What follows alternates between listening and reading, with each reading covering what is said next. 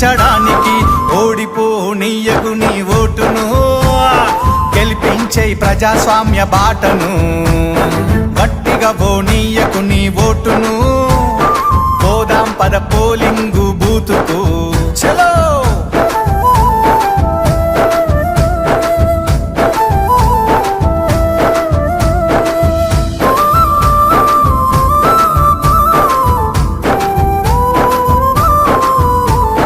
రాజ్యాంగం మనకిచ్చిన వజ్రాయుధమోటు, అవకాశం అందుకొని అడుగెయ్యి ముందుకు.